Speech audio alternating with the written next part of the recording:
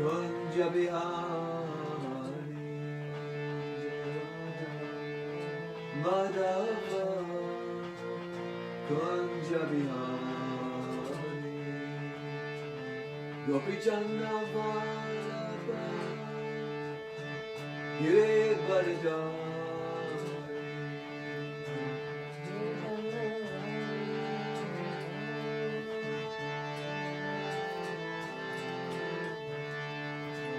Gopi Channa Vallabha Giridharidhari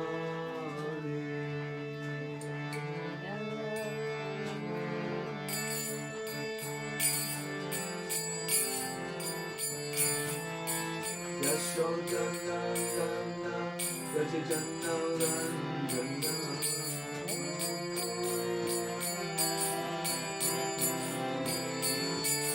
Yashodanandana Rajajanna Ranjana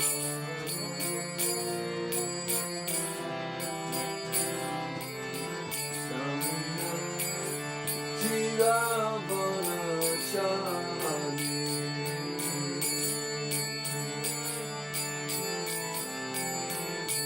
Muna Chiravana Chani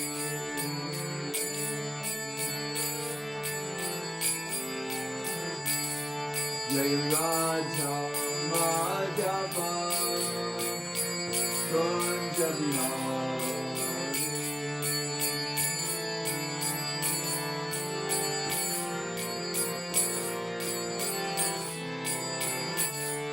Jai Radha Madhava Kunja Bihari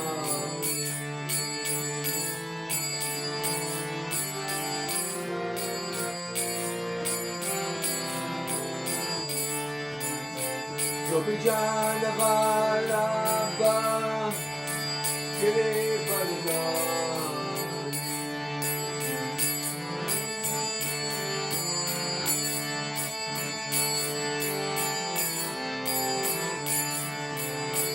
Gopi Channa Vallabha Giridharidhari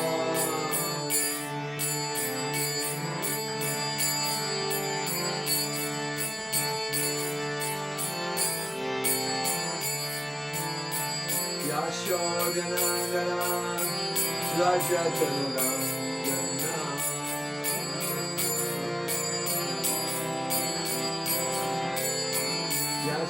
Yashodanandana Rajajanna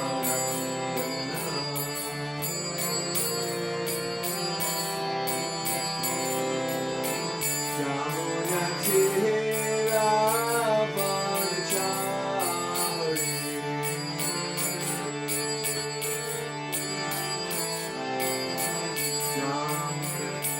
Chiravana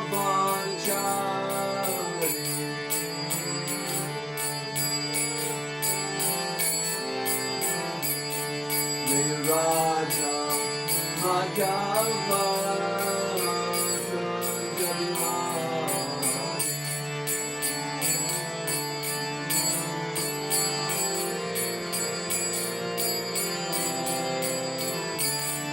Jai Radha Madhava Kunja Bihari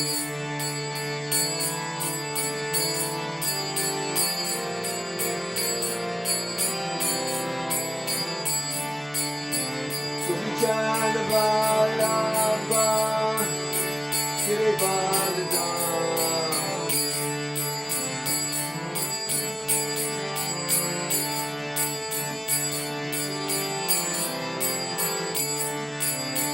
Gopi Channa Vallabha Giridharidhari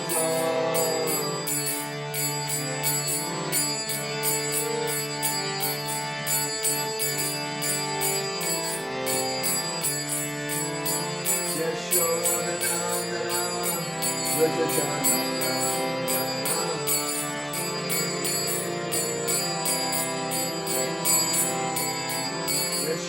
Yashodanandana Rajajanna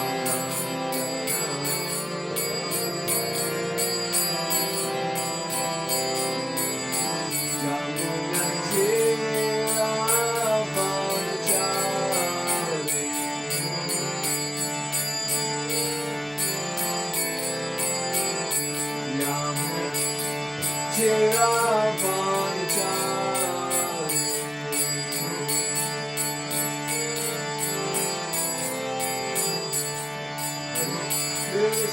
Hare Krishna, Krishna Krishna, Hare Hare, Hare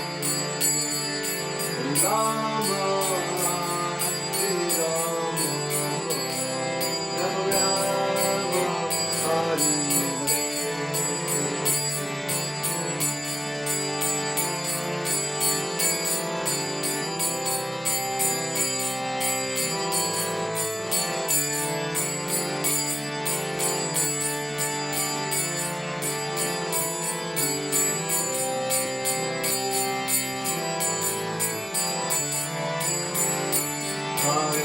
Krishna, Hare Hare,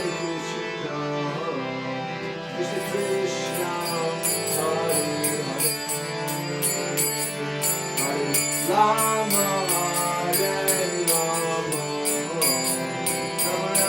Hare Rama, Rama Rama,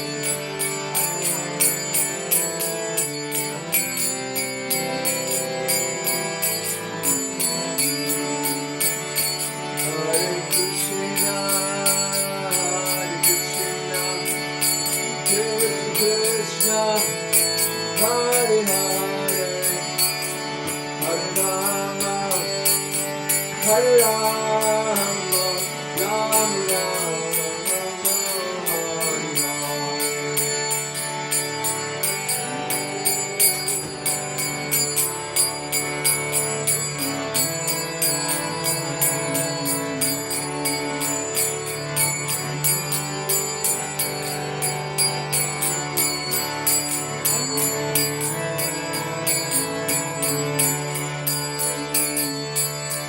Hare Krishna, Hare Krishna, Krishna Krishna, Hare Hare, Hare Rama, Hare Rama, Rama Rama, Hare Hare.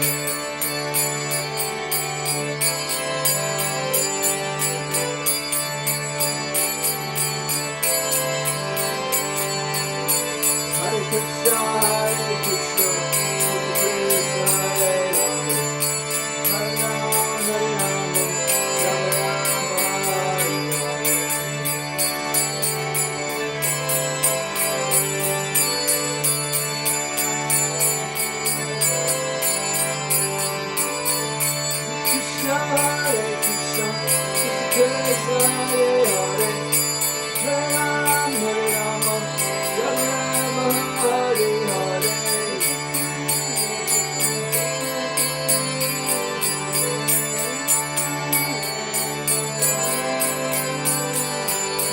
Hare Krishna, Hare Krishna, Krishna Hare Hare, Hare Rama, Hare Rama, Rama Rama, Hare Hare.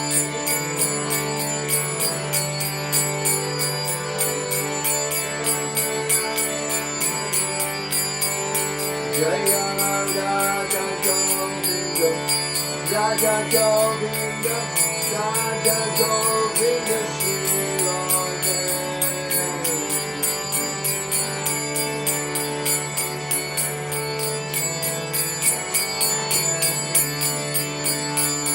Lalita Sachinandana, Gaura Hare Jaya, Sachinandana, Gaura Hare.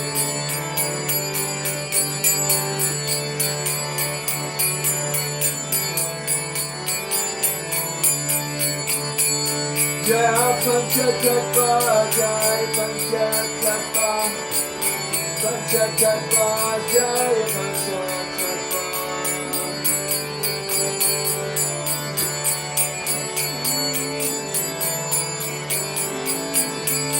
Jai Gaura, Hari Gaura, Hari Gaura, Hari Gaura, Jai Gaura, Hari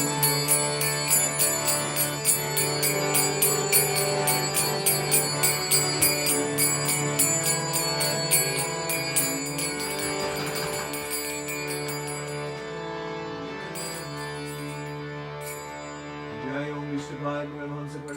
Acharya Sodhara Satashishi Mani Divine Grace. A.C. Bhaktivedanta Swami Srila Prabhupada Ki. ISKCON founder Acharya Srila Prabhupada Ki. Ananda Koda Vaishnava Vrinda Ki. Namacharya Srila Haridas Thakur Ki. Dhammadarastika Bhatta Ki.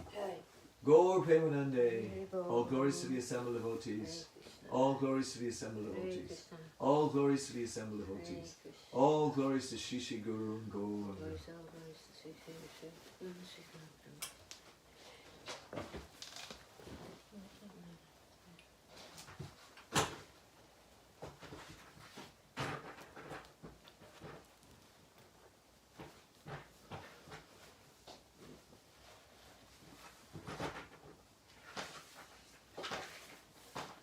Om Namo Bhagavate Vasudevaya. Om Namo Bhagavate Vasudevaya. Om Namo Bhagavate Vasudevaya. Om Namo Bhagavate Vasudevaya. Om Namo Bhagavate Vasudevaya. Om Namo Bhagavate Vasudevaya. A reading from the Srimad Bhagavatam, first canto, chapter 9, text number 31. The passing away of Bhishma Dev. So Sanskrit.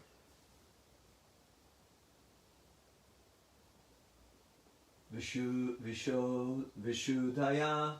Sorry, let's get this right now. Vishudaya Dharanaya Hasta Shubhas. Vishudaya Dharanas Has. Vishudaya Dharanya Hata Subhas.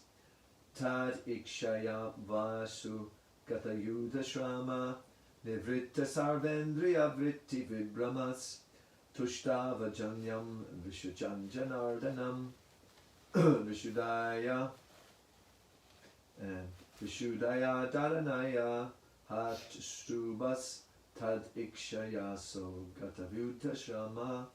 Nivritta Sarvendriya Vritti Vibramas. Tustava Janyam Vishajanjanardanam. Vishudaya Dharanaya Hata Subhas.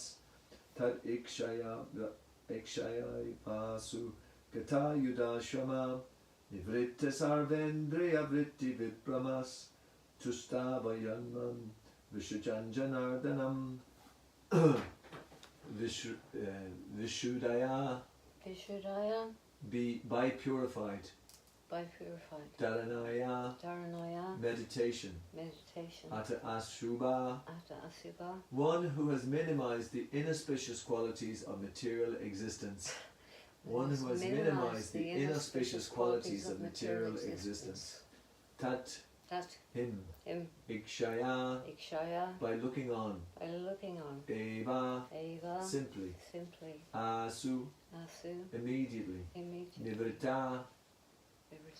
Being stopped. Sarva. All. Indriya. Indriya.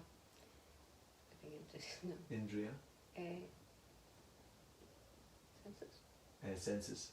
Senses. Vritti. Activities. Vibrama. Being widely engaged. Tushtava. He prayed. Janyam. The material tabernacle. Vishrajan. While quitting. Janardanam. To the controller of the living beings. And translation purport by His Divine Grace Srila Prabhupada. By pure meditation, looking at Sri Krishna, he at once was freed from all material inauspiciousness and was relieved of all bodily pains caused by the arrow wounds. Thus all the external activities of his senses at once stopped, and he prayed transcendentally to the controller of all living beings while quitting his material body.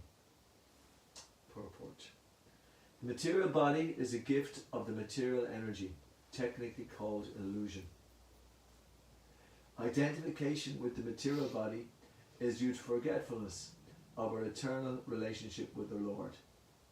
For a pure devotee of the Lord, like Bhishma Dev, this illusion was at once removed as soon as the Lord arrived. Lord Krishna is like the sun, and the illusory external material energy is like darkness. In the presence of the sun, there is no possibility that darkness can stand. Therefore, just on the arrival of Lord Krishna, all material contamination was completely removed, and Bhishmadev was thus able to be transcendently situated by stopping the activities of the impure senses in collaboration with matter. It's such a vast sentence there. Therefore, just on the arrival of Lord Krishna, all material contamination was completely removed, and Bhishmadev was thus able to be transcendently situated by stopping the activities of the impure senses in collaboration with matter. The soul is originally pure, and so also the senses. By material contamination, the senses assume the role of imperfection and impurity. By revival of contact with the Supreme Pure Lord Krishna, the senses again become freed from material contaminations. Bhishmadev attained all these transcendental conditions prior to his leaving the material body because of the Lord's presence. The Lord is the controller and benefactor of all living beings. This is the verdict of all Vedas. He is the supreme eternity and living entity amongst all eternal living beings. And he alone provides all the necessities for all kinds of living beings. Thus, he provided all facilities to fulfill the transcendental desires of his great devotee Bhishmadev, who prayed as follows.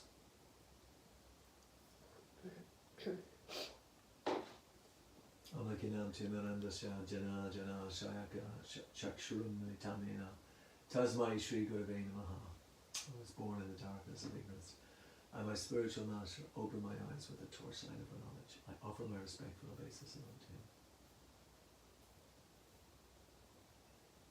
Nityo Nityanam Chaitanas Chaitananam Eka Bahunam Yo Vidadati Kaman. That's from the Katha Upanishad. So he is the supreme eternal among all eternals.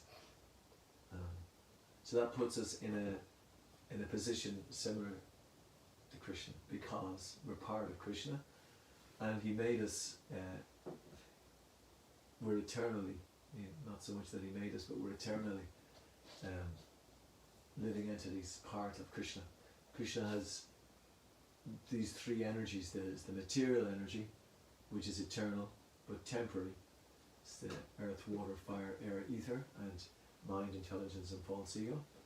And then there's the living entities who are marginal, who sometimes get attracted to the material energy, at other times are completely in harmony with the supreme energy, who is the controller, Nitya Nityanas Chaitanas Chaitananam. So and then there's the superior energy, is Krishna, and all of Krishna's expansions, his avatars, all the different aspects of the eternal self. But Krishna, of course, is the original. Ete Kamchamsikala Krishna, Krishna's tu Bhagavan Swayam. And although many people have the difficulty, they understand the three deities there, Brahma, Vishnu, and Mahesh, and Lord Shiva. That nevertheless we understand, and it is explained in Bhagavatam, how Krishna is the supreme. He is as Brahma and Lord Shiva are, and we see throughout the Bhagavatam that's the case. They're servants of Krishna, and in fact Brahma is on the in the marginal stage, although Lord Shiva is somewhat in between. You know, he's in the superior stage, but because of his association with the mode of ignorance, therefore he has this kind of marginal stage as well, but not like a jiva tattva. So we have this different way in which we understand how things are going on. So in this particular section of the Bhagavatam, Bhishma is of course one of the living entities, but he's a Mahajan. He's quite a significant living entity. All living entities are the same, whether they're in the body of a mouse or a dog or a dog eater. So there's an equality there. But in the supreme, or in the material world, there are divisions there as well. There is a hierarchy there. So Bhishma would be considered the Mahajan. He's one of the great teachers, the great, and also then you could say, oh, as good as God. But here we see God and his devotee interrelating in a very intimate way, and we get some understanding of the power of Lord Krishna and of the concerns of Lord Krishna, because it was Lord Krishna who set up the whole battle, in fact, so that Bhagavad Gita could be spoken for all the living entities in the material world. Bhagavad Gita was spoken, and the whole Mahabharata, which is holding in the Bhagavad Gita, was enacted for that reason. So therefore it is a very important scripture. We see actually what lengths Krishna is prepared to enter into the material world, although the material world is emanating from him. Still Krishna so-called Janma Karma Chanedivyam Ivam Yoveti Tatvadaha Chakvadeham Pranarjuna Naitimam Netisorjuna. One who knows the transcendental nature of my appearance and activities does not, upon leaving this body, take birth again. So we understand what Krishna's position is in this world. He's in every atom, he's constantly there. He's in everybody's heart. And he's the kind of the sanctioner. He sanctions things to go on for the living entities.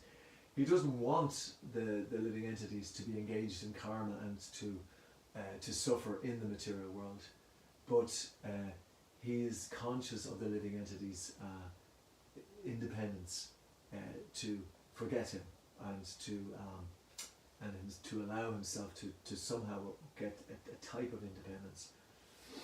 But when it comes to the pure devotees like Bhishma, then Krishna directly acts with Bhishma, and he directly communicates with Bhishma. And so he directly sets up this whole situation in the material world, achieving so many things at once, as we know. That's Krishna's incredible power. But so this whole scene is particularly in that section, in that vein, because not only is the whole war of battle of Kurukshetra being staged, but it's finished now, and the protagonist maybe is not the word, but the reason why it was done was so that Yudhishthira could be crowned, to be made, to be in charge, to be Dharmaraj, so that Dharma would be reinstated. That was the reason for that Krishna arranged all of this. And but also there's so many other actors on this, so it's been arranged for Arjuna, it's been arranged for Bhishma, who's a pure devotee, servant of Krishna, and Mahajan. So therefore there is so many of Bhishma's activities that we should examine and we should understand and we should see. So Prabhupada says that he provided all facilities to fulfill the transcendental desires of his great devotee Bhishma Dev, who prayed as follows. We're going to see what Bhishma says then in tomorrow's class. So wait. We have to wait, yes, but not too long. And you know, Bhishma had this specific desire to relate or to interact with Krishna in the midst of all of these things going on, and it's quite a, it's quite an incredible situation that's there. That we've talked about it before, that Bhishma was in this chivalrous mood with Krishna, and he forced Krishna to break his promise not to participate in the battle. So Krishna broke his promise and was about to slay Bhishma, but Arjuna just held on to him, and then the war stopped for the day. So Krishna didn't have to do that. But that was what Bhishma was. That's what he wanted. This intimate interaction with Krishna, and why this is so, of course, is it's quite amazing, and why at this particular point that Bhishma is lying on the battlefield, and yet Krishna comes at this particular point, and Krishna removes any. It's explained at the start of the purport that the illusion was like Bhishma, this illusion was at once removed as soon as Lord Krishna arrived. Lord Krishna is like the sun, and the illusory external material energy is like darkness. So Bhishma was on the wrong side of the battle. He was, but he performed a very important function on the battle as well for Krishna to establish Dharma. So Krishna, he picks his devotees only when he wants to perform these particular chivalrous acts. Just like he picked Jai and Vijay, his two devotees who became Hiranyakashipu and Hiranyaksha, who became Ravana and Kumbhakarna, and then became Shishupal and Dantavakra. So Krishna, in this material world, when he's achieving things, he picks his devotee to, because only his devotee can intimately exchange with him.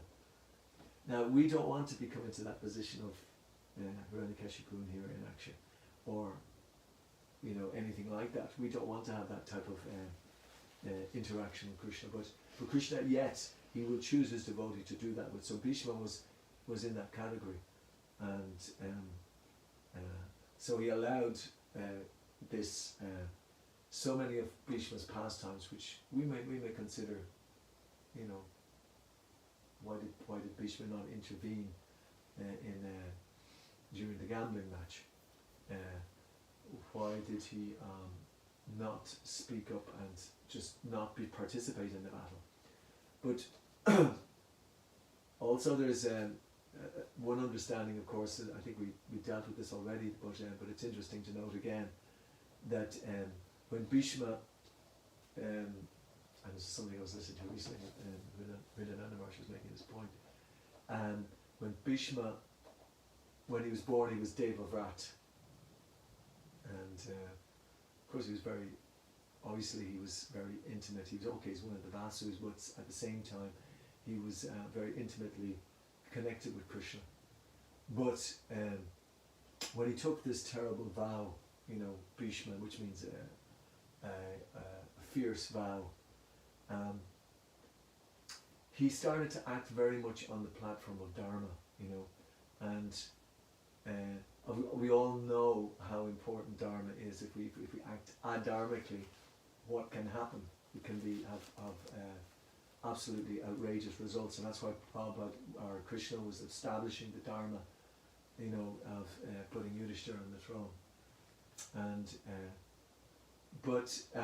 so his attachment to the vow throughout, despite all these things going on, is a kind of, in one sense, is an attachment to Dharma as well, which is important, but more important is attachment to Krishna. So at the end, in one of these verses, Bhishma is, when Krishna comes, Bhishma is addressed again as Devavrat. He's not Bhishma anymore, he's Devavrat.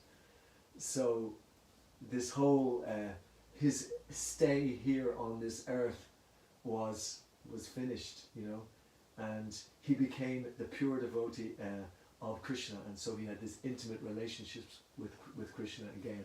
So this is what Krishna just so that he could have this relationship with Bhishma, he arranged so many things. And so this is an incredible coming together of Krishna and his devotee. It's a beautiful picture on Inishrath of Bhishma lying on the bed of arrows, and then and in the background you see Krishna is there attending, you know, and of course there's a halo around Krishna.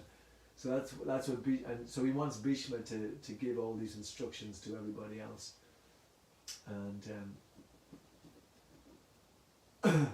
and it got me thinking of another interesting aspect here again of our relationship with Krishna, and how as devotees in the line of Chaitanya Mahaprabhu we get some interesting understandings of where we are located and where we want to be and what we're trying to do as servants of Krishna. What do I mean by that? Well, in this another very important relationship we sang Jaya Radha Madhava at the start of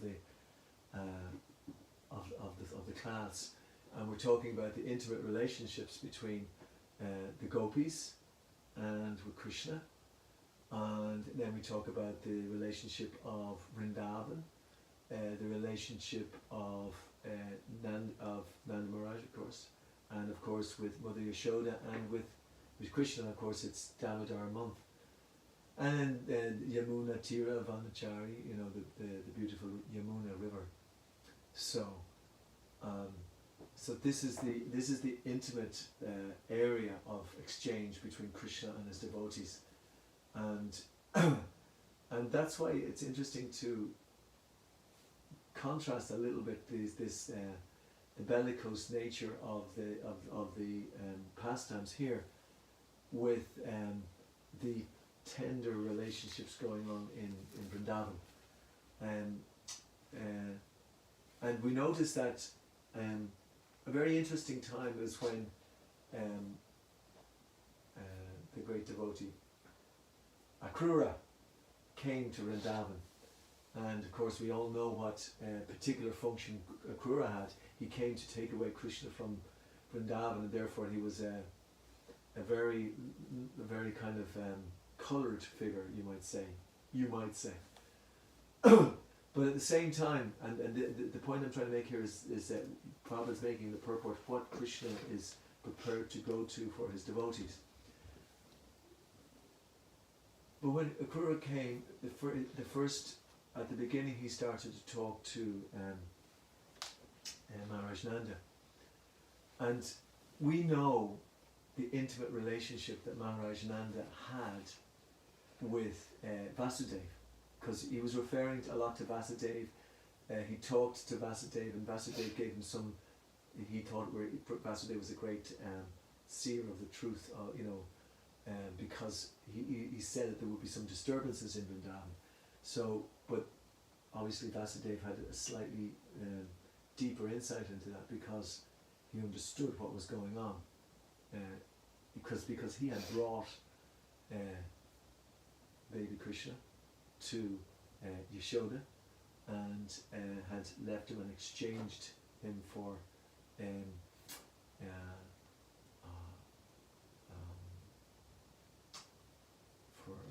Yogamaya, and so anyway, there's a whole story attached to that as well. So Vasudeva had some very intimate knowledge of what was going on there. So we can see that both Maharaj Nanda and Vasudeva had a very, very, very deep relationship. So when Akrura came and started to talk to Nanda Maharaj, he was there because Kamsa wanted to invite him to the wrestling match. He wanted to bring Krishna as well. So it was a whole ruse, but Akrura had no faith whatsoever in Kamsa. He understood he was a demon, but he understood that this was a way in which he could serve Krishna, and so he went there. So at the very beginning he told Nanda Maharaj about the sufferings of Vasudeva and Devaki. They were in jail. They were absolutely Kamsa, he absolutely treated them abominably. Every day, apparently, Kamsa used to go, when he found out that they'd been born somewhere else, he used to go and he used to torture Vasudeva and Devaki. He used to give them a horrible time. He said, you tricked me, you did this, you know, a really, really, he tied them up in chains. You know, he would deal with them in an abominable manner. He would deal with Ugrasena in a horrible way. So Akrura could see all of this happening and he wanted it to stop. So he went and he told Nanda Maharaj what was happening, and he said that Krishna has to come. That Krishna has to come and actually help his mother and father, his dear devotees in Vrindavan, or in Mathura. He has to come there and help them and get them out of this situation. It's his, you know, it's his duty to do this. You know, he should come there. And so Akrura was, you know, he was coming on a reasonable mission, but of course,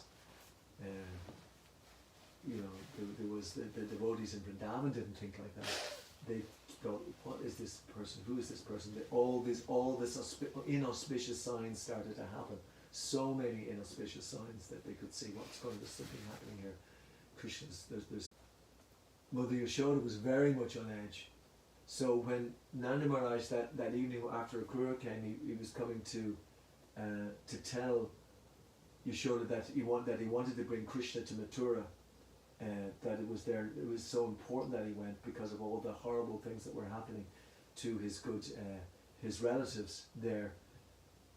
And immediately Mother Yashoda was absolutely wouldn't have anything, didn't want to have anything to do with it, just didn't want it to happen. She couldn't bear the thought of losing Krishna.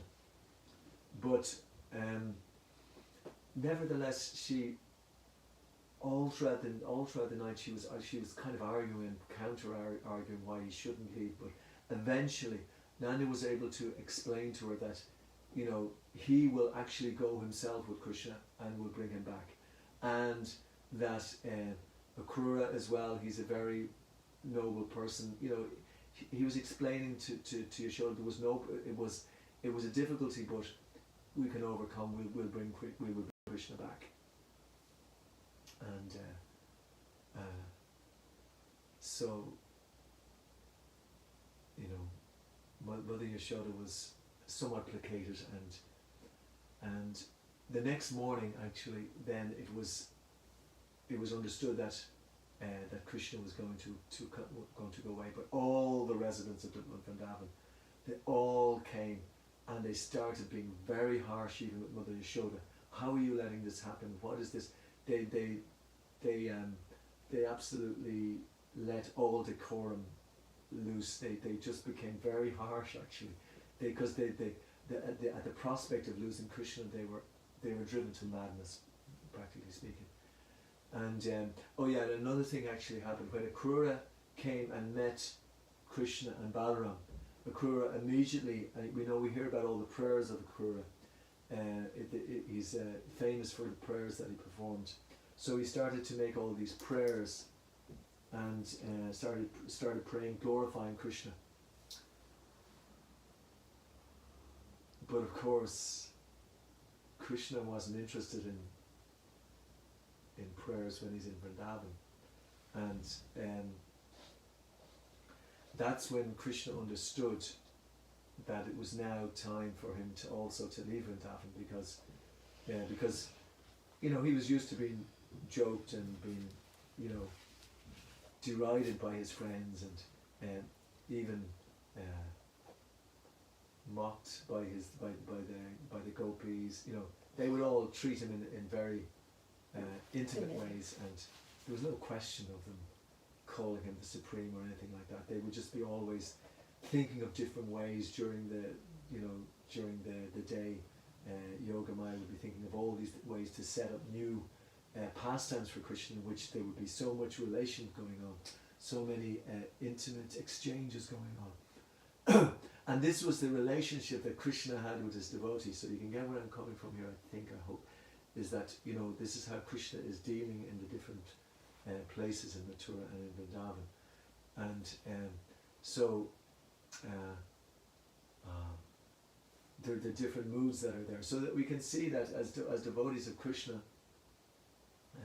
we're trying to, especially in this Kartik month, we're trying to get into the very the intimate mood that goes on between Krishna and his devotees, and this was the next stage was the Dharma stage, because Akrura was coming with the idea of Dharma, that is the Dharma to come and help the family. Krishna is to come and to kill his maternal uncle, because he'd been ravaging the whole his whole family. So Krishna was there, and suddenly Akrura starts to make his prayers to Krishna and Balaram, and now but the gopis have got wind of the word that Krishna is going to leave. So now here's Krishna. You can imagine the position that Krishna is in. He's here with his with all his relatives. He's been told by Akrura what's happening in Mathura. His relatives, his dearest mother and father, Devaki and Vasudev, they're being tortured by this clown, Kamsa. He's creating absolute havoc in the place, and it's Krishna is the only person who can actually change it. Paritranaya Sadhanam Vinashaya Chajuskritam.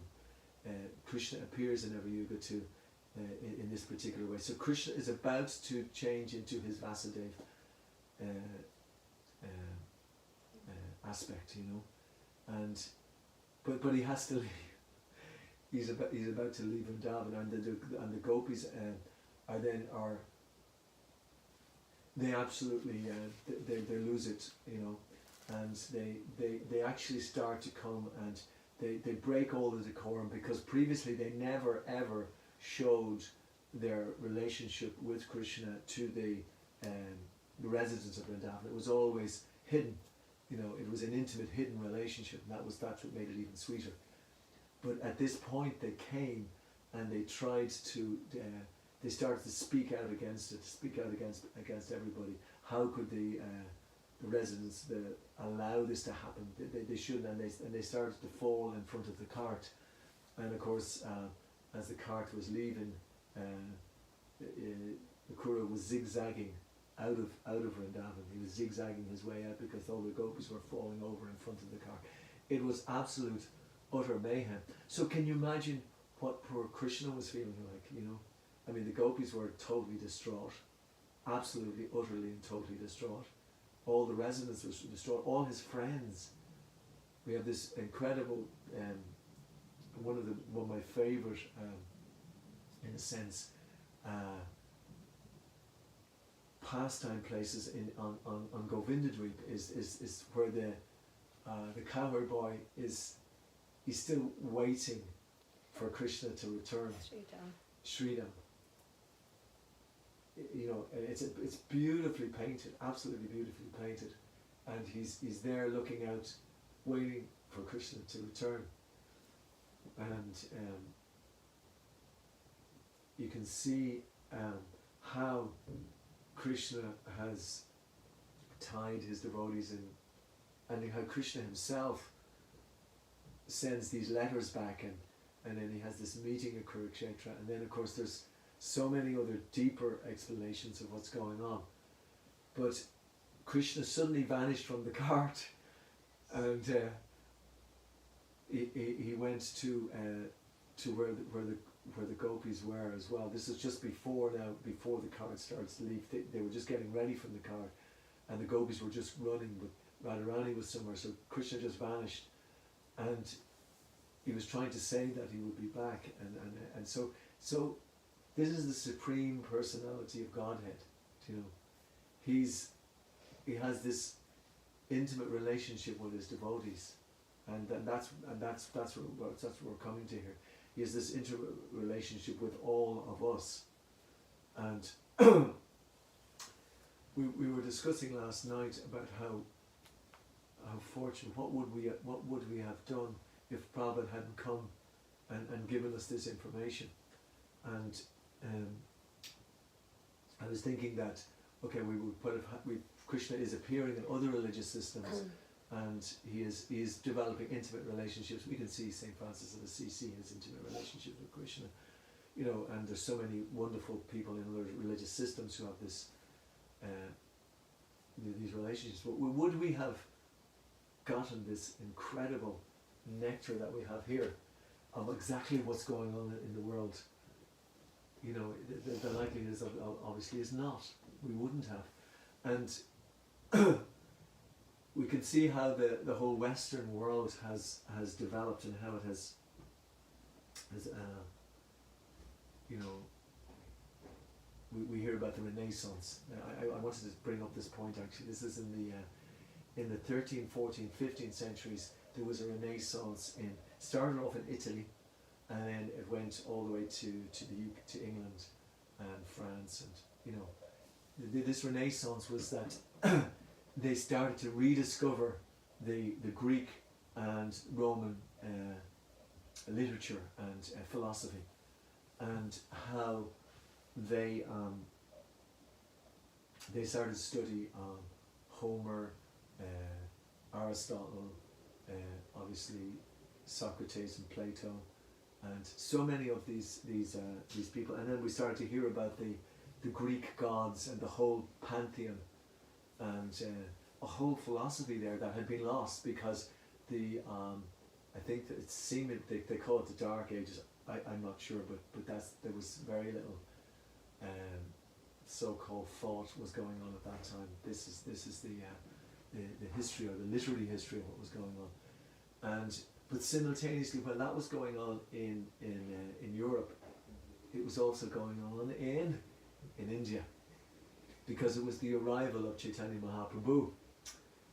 And with the arrival of Chaitanya Mahaprabhu, he got his intimate associates, the 6 Goswamis, to resurrect the whole pastimes of Krishna. So there's different types of Renaissance was going on there. And to such a degree that they rediscovered the whole of Vrindavan, and they rediscovered all of Krishna's pastimes, and they wrote extensively about it, and they wrote, which is what Prabhupada had brought. So this is the Renaissance of the Renaissance. Prabhupada has brought that here.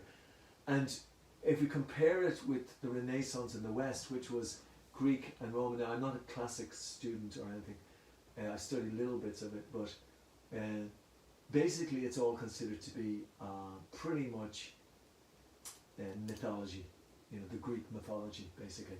Now there was the learning in mathematics, in science, in Pythagoras' theorem, you know, that was all there. So, you know, we have that in, and Plato, and if we examine Plato, we'll see a lot of interesting ideas, definitely, and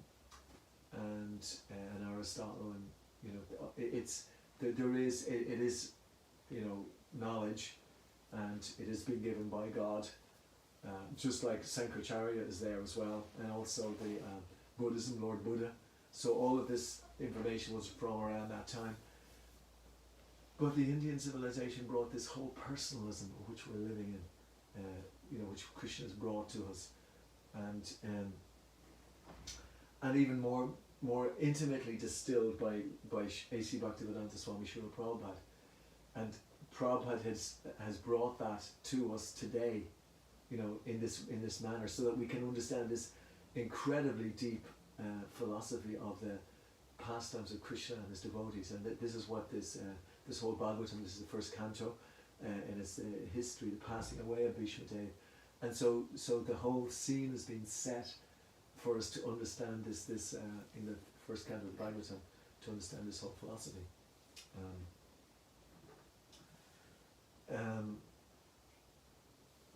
And I wanted to bring in another point here, and that is because we've been studying Srila Prabhupada, and on our Skype conference even this morning, we partook a little bit, even though probably not the best time we should be chanting and hearing, but anyway, of one of the discussions that we had last night was about how Prabhupada went through so many difficulties. And then at one point Vishwanath Chakravarti explains that, because I was thinking about it, because so often Prabhupada was just on the edge, like, I mean, he's heart attacks, you know, being gored by a bull, you know, his P form being refused. There's so many setbacks. And why would Krishna put him through all of this? Now, and yet, when I was looking at it, Prabhupada was not one iota deterred. He was completely fixed, despite all these things which would have put millions of people wouldn't be able to handle. And that is because Krishna, according to Vishwanath Chakravarti, Krishna wants to show the purity. It's like in gold, when you have gold, if you put heat under it, then you see that if it's impure, the impurities will come out. But pure gold will not have any of this.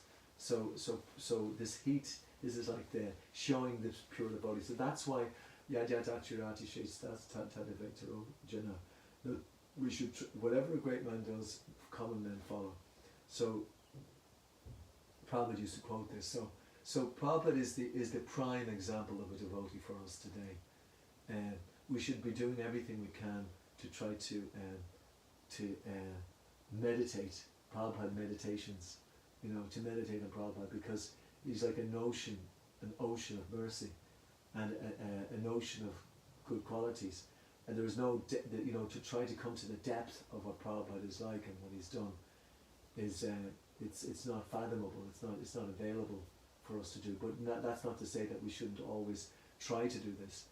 So in that way, and then also it's explained that in another part of the thread I mentioned this morning was that, of course, that Prabhupada was always in contact with Krishna. It was like Queen Kunti, she was just always wanted the difficulties to be quiet because she was with Krishna then more and more. So Krishna was always in Krishna's, Prabhupada was always in Krishna's intimate embrace despite all the difficulties that were going on.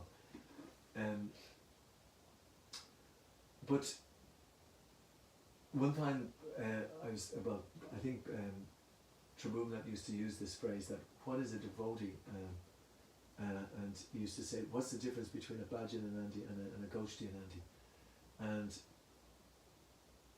Tribhuvanat used to say that a Goshtianandi is a Bhajananandi who preaches, you know, kind of a nice way to put it. In other words, someone who has to be into his spiritual sadhana, but then also who preaches. And so in that sense, we can look at the line in which we're coming from, like in Bhaktisiddhanta Saraswati Thakur. His first instruction and his last instruction to Prabhupada was, if you ever get money, print books. It would be great if you can actually give this message of Krishna consciousness to the Western world. So then we just have to look at what Prabhupada did in his 70th year, you know, and what he did throughout all his life to try to, as an old man from India coming here and to try to change the whole face of the world. And the impact that he had, the Krishna consciousness became a household name in the 70s, and when he was having his melas in India in the 70s, early 70s, 40,000 people would come on one night, day after day after day. One of the biggest religious demonstrations ever, just to hear this amazing saint who did these things. So, as devotees coming in Prabhupada's line, we also have to be prepared and expect difficulties, because in this material world it is nirvishesha shunyavadi. There's so much impersonalism and voidism. Just reading the 7th canto at the moment, Prabhupada talks about the governments being, Rakshasa, basically, government, meat eating, gambling, intoxication, and illicit sex. That's what's being propounded, which is the lowest of low, and that's the even outside the varnas, the Brahmana, Kshatriya, Vaishya, and Shudra. And we can see what sort of society it is. So, despite all of that, Prabhupada is asking us, like his spiritual master asked him, to try to spread this Dharma far and wide. That is the and to do that, we really have to put ourselves in the line. Another one of Tripuvanath's oft quoted lines is that you'll be tested with fire, Prabhu. You'll be tested with fire. You know. So in order to preach in this world, we will be tested with fire, but on the other side, if we do preach, we're getting the mercy of Prabhupada, and we're getting the mercy of Krishna very intimately, and the mercy of Bhaktisiddhanta Saraswati, and the mercy of the whole Parampara. So it is a great thing to do, to preach Krishna consciousness. So we should be always, trying to find out different ways in which we can, Prabhupada says, inculcate this divine message into the hearts of, or into the minds of the people in the world today. But we should expect, you could say, reverses. But Prabhupada also said that we should use, when Giriraj Prabhu approached him, we should be, how shall this movement go on? By purity, Prabhupada. Prabhupada thought, and then he said, by intelligence and organization. So we need to have some skills. And one of the GBC strategic planners, one of the board members, which is Gauranga Prabhu, he said, when we need to, we should use expertise. We shouldn't try to pretend, oh, I'm a devotee, I'm expert, I can do this, I can do that. Devotee is expert, but he also has to use expertise and not try to think that he's good at everything. That's one of the things, one of his messages that he gave to the devotees. One of the messages at the leaders' conference. So by intelligence and organization, as well as purity. So while we're spreading Krishna consciousness, we can expect reverses, we can expect difficulties, but as Bhaktivinoda Thakur would say, these difficulties are great ecstasies for him. So just to retract with the